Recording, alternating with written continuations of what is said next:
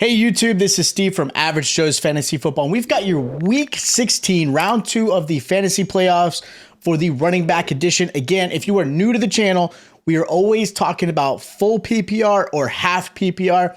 If it is a standard league, always hit us up in the comments down below. We might give you some different suggestions based off of that.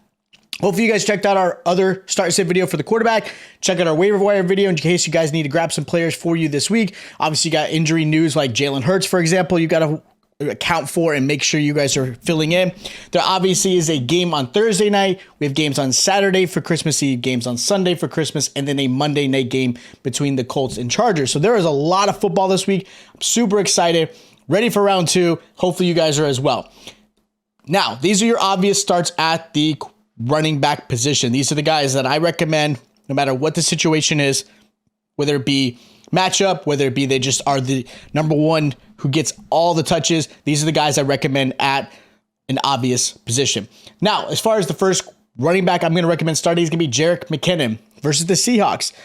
Now, Seahawks have allowed 28 points to running backs the last 4 games. They're absolutely atrocious right now.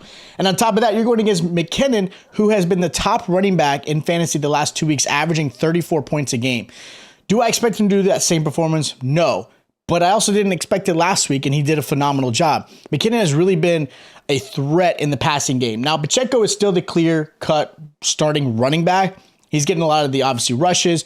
He's getting a couple passes his way, but a lot of that really has turned into McKinnon. And if this game is the way it's going to play out that I expect between Seattle and Kansas City, there's going to be a lot of offense in this one. Seattle's obviously playing to try to get into keep in the playoffs, try to get that playoff position. Chiefs are already there, but they would love to get that number 1 seed to get that first round bye. So there's a lot on this line in this game.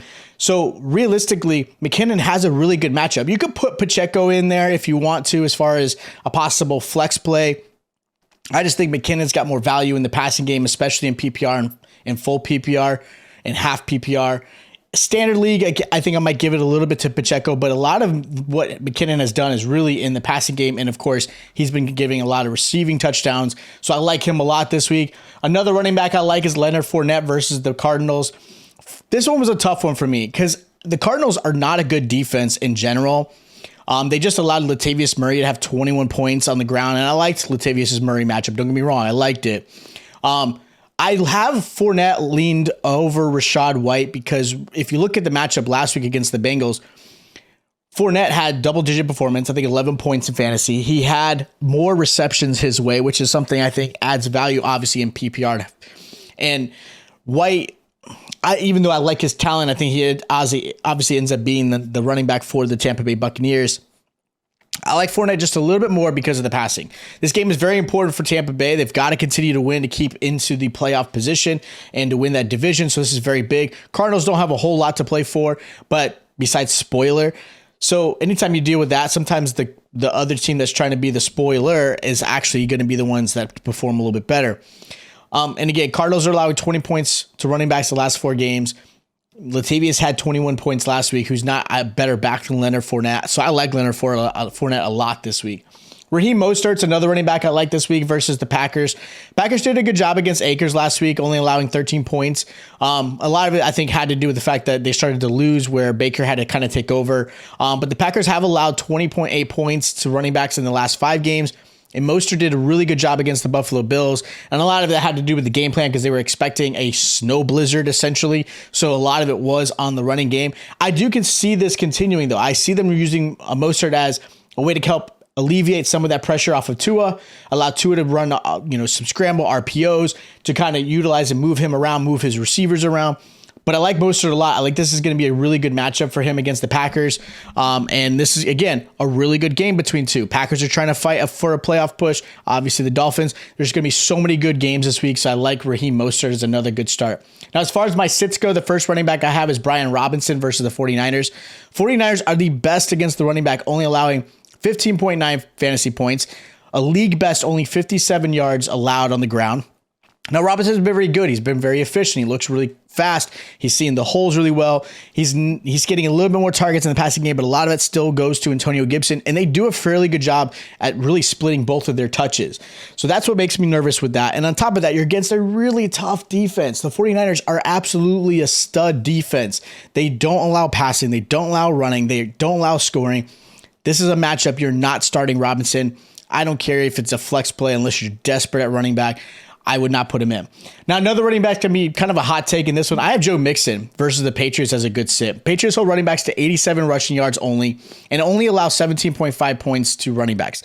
They just held Jacobs to 13 points last week. They've also held running backs like Dalvin Cook to 9.6, Chubb to 8 points. So realistically, the Patriots are a really good defense against the run. Mixon has not been phenomenal.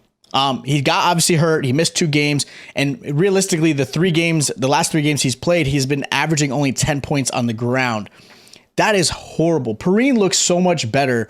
He looks more efficient. He's able to read the offensive line better. He's seeing the blocks. He's seeing where the defense is going. Mixon just looks lost. Besides his 55-point performance that he had earlier this season, he's been average at best. I don't think he's a top 10 back in fantasy at this moment because of his performance. So I'm sitting him if I do not have other options. Now, of course, I get it. Everyone says start your studs. So I understand that, but ask some questions. Let us know in the comments who your other options are at running back, and maybe you have to play Mixon, but I'm looking at sitting him. Miles Sanders is another running back I'm considering sitting this week against the Cowboys. Sanders laid one of the biggest duds in the first round of the playoffs for most people and probably lost you the game. I know he did in one of my leagues, and his performance is something I'm concerned with. Again, Cowboys, who do a really good job against the run, are going against the Philadelphia Eagles, who also will not have Jalen Hurts most likely. Now it's going to play Minshew. Now, don't get me wrong. This could be a trap game for the Cowboys thinking, oh, there's no Jalen Hurts.